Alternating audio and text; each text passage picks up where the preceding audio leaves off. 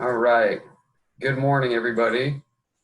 Thank you for joining us today. We're going to start right now. We know that people will probably start trickling in as internet connections or various speeds around Tucson here and the whereabouts. Well, I want to thank you for joining us today. My name is Chad Myler. I am the Health Promotion Manager for Life and Work Connections here at the University of Arizona. This is Explore This, which is a series where I will sit down weekly with University of Arizona subject matter experts to discuss ideas and tips that relate to the many dimensions of your well-being. Today, my guest is Dr. Rubin Naiman. He is the director of the New Moon Sleep. He's an integrative clinician of dream and sleep psychology. He's a clinical assistant professor of medicine for the Andrew Weil Center for Integrative Medicine. And I'm very happy to have him here to be able to discuss sleep and go through some of these things today. And I hope that you enjoy this. As a reminder, what we're going to try to do is we'll have a conversation today. But if you have any questions as we go through, please feel free to put those in the chat box in Zoom. And if we have time at the end of the interview, we will go through and we will answer any of those. So we're going to roll right into this now here.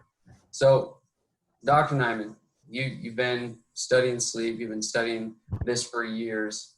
Number one, what are your tips for keeping good sleep hygiene habits during major life disruptions? Well, first of all, good morning, and thank you for inviting me. And yeah, I've been studying sleep and dreams for almost 40 years. But let me also add, I've been sleeping and dreaming for almost 40 years. And I don't say that to be funny, because I think often what science and medicine has taught us about sleep overshadows something very important. And that's that it's something we know in our hearts. Virtually everybody is a good sleeper when they're a child. And some of restoring healthy sleep is about trusting the natural impulse in our hearts. So regarding sleep hygiene, I think most people are aware of that term today. You know, it refers to a list of 10, 12 different things we really need to do to support healthy sleep.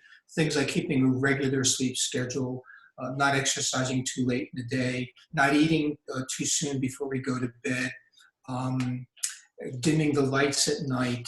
So most people are familiar with this. I think what people need to understand is that sleep hygiene recommendations are essential, but they're not sufficient. We actually have data that shows that if you simply do that and nothing else, it's probably not going to improve your sleep if you have insomnia or chronic sleeplessness.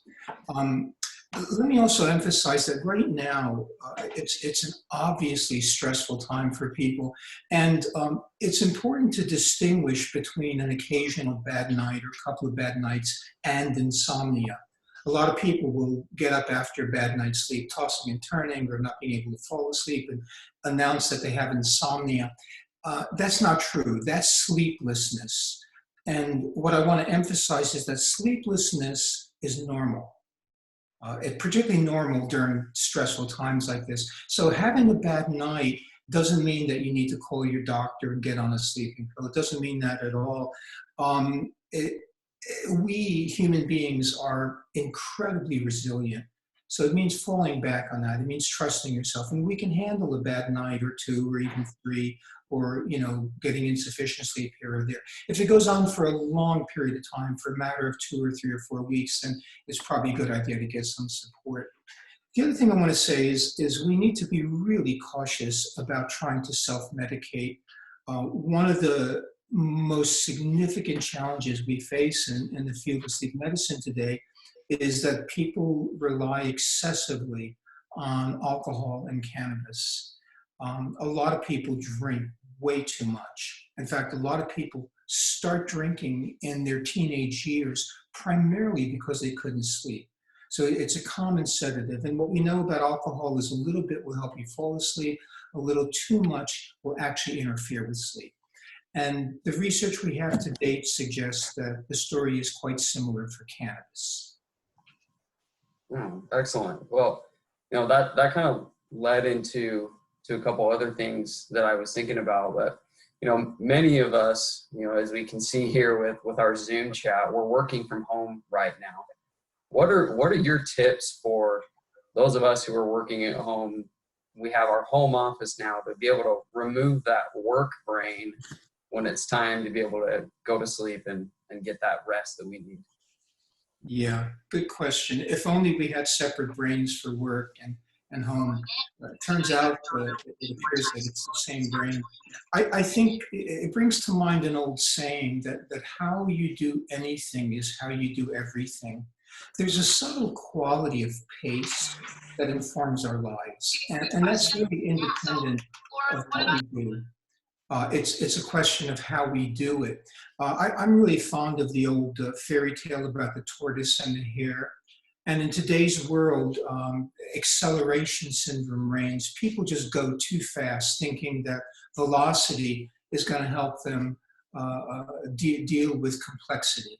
And it's just not the case. Going fast often makes us more anxious. There's an old saying that I run when I'm afraid, but I also become afraid when I run.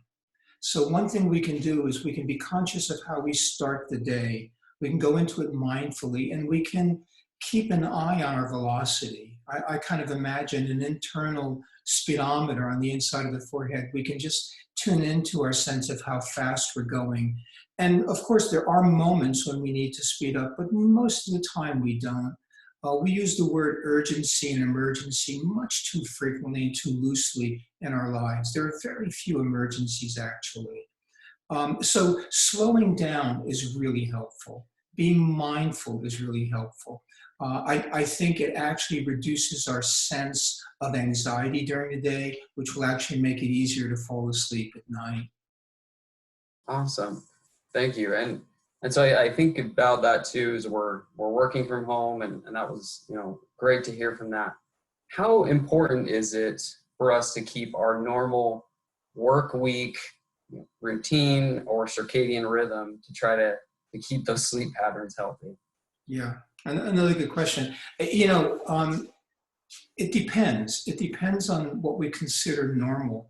And I have to say, from a sleep health perspective, most people don't actually keep a healthy schedule, if you consider normal healthy. And what I mean by that is most of us don't get enough sleep during the week, and we try to sleep in to compensate on the weekend, which throws off our circadian rhythms.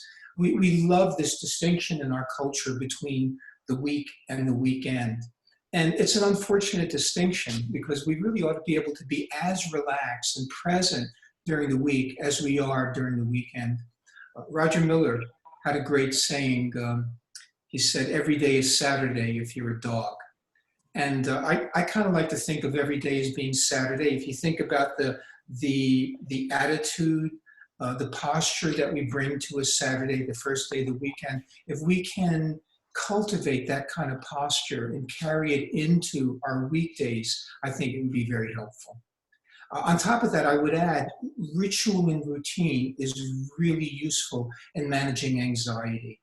So it's a good idea in the morning to have a little breathing space, not to jump out of bed with the alarm clock as if it's an emergency, to take a few minutes above and beyond what you have to do to plan your day. Planning, in my mind, is a really important ritual.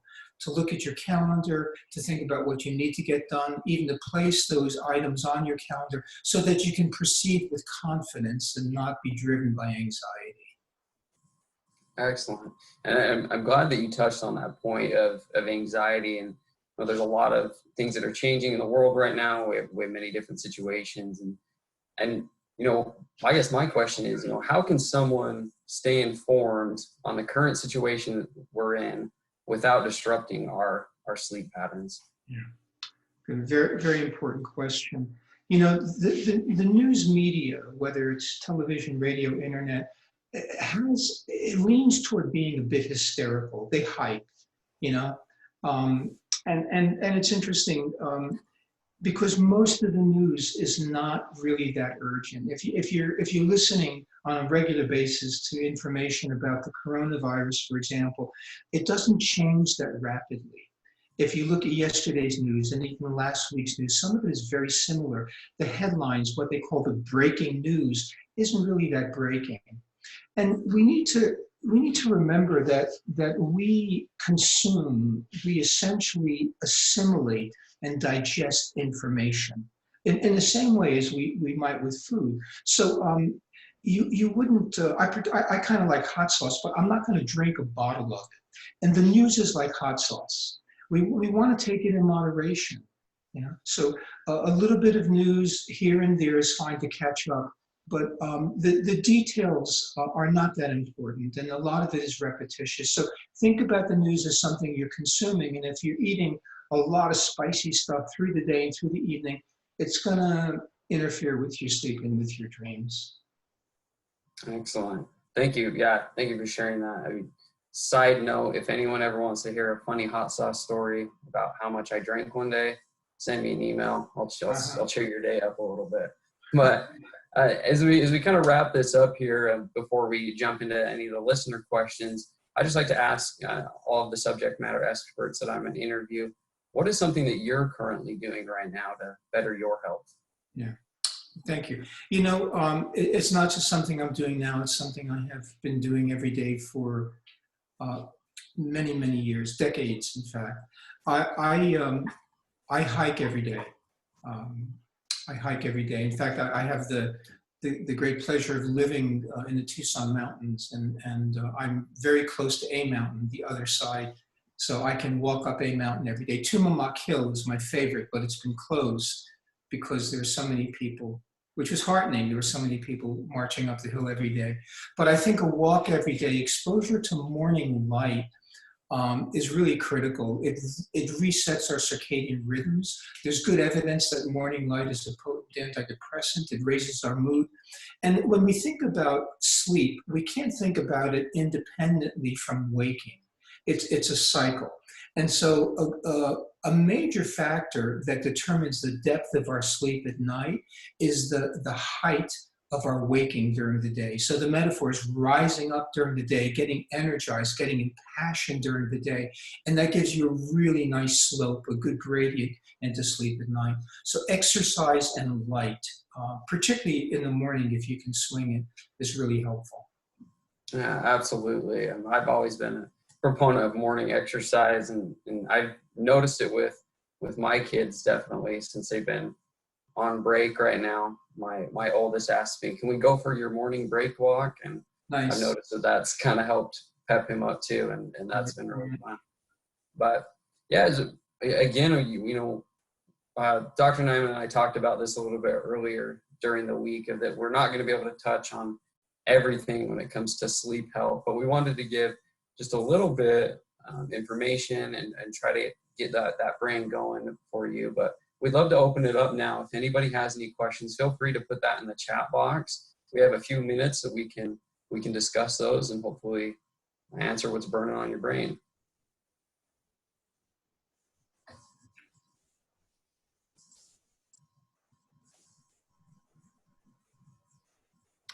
Nothing come through yet, Chad.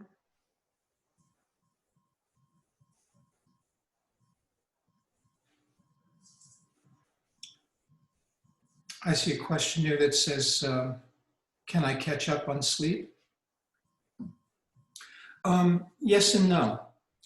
We can.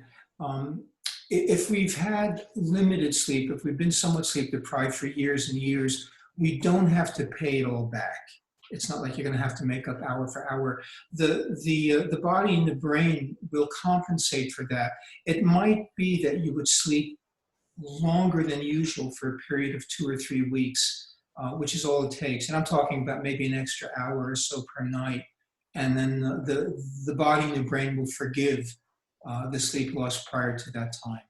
So it is worth, if your schedule is flexible now, catching up on sleep. One positive, I think, about working from home is people are commuting less. And what that might mean for a lot of people is they can sleep a little longer. Bear in mind that if you wake up with an alarm clock, you're always snipping off part of your sleep. In fact, you're snipping off part of your dreams. So the ideal is to get to bed early enough so that you don't need an alarm Okay, that's awesome. I saw another question coming here is, how do you recommend talking to an adult child versus younger children regarding sleep and the different stresses? Respectfully. How do you recommend talking to an adult? Yeah. Um, it's such a general question. I'm not sure what else to say about that. Adults are adults, and most of us don't want to be told what to do. Yeah, and I find that true with little kids. Talking to my 5-year-old is definitely the same thing.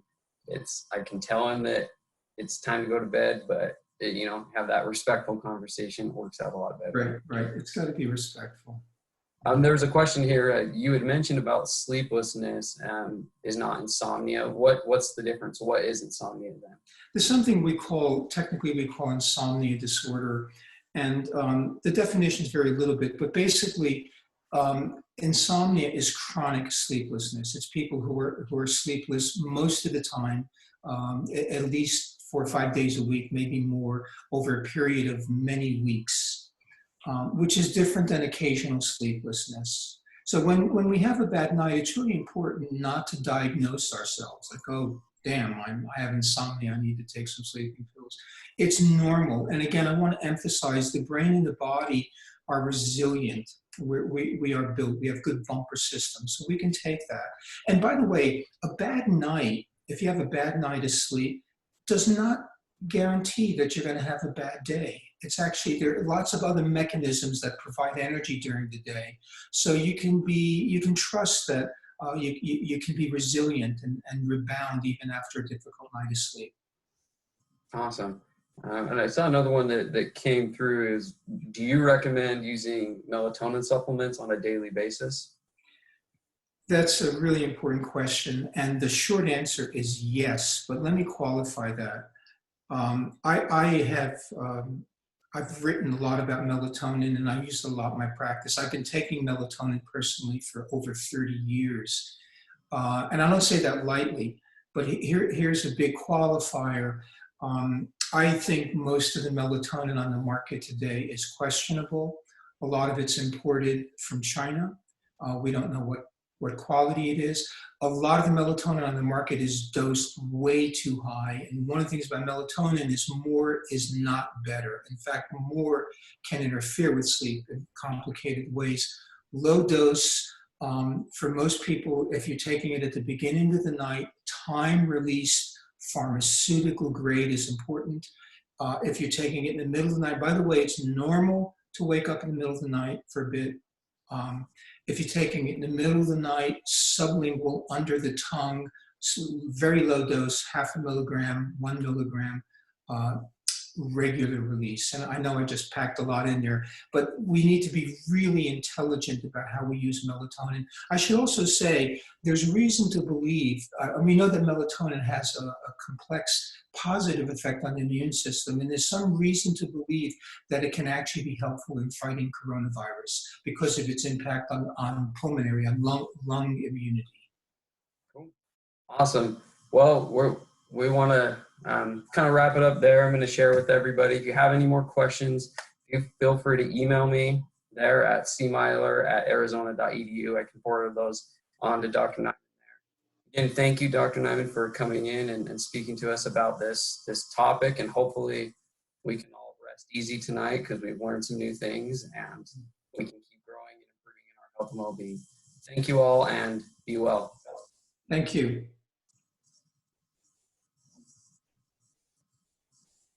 Thank you.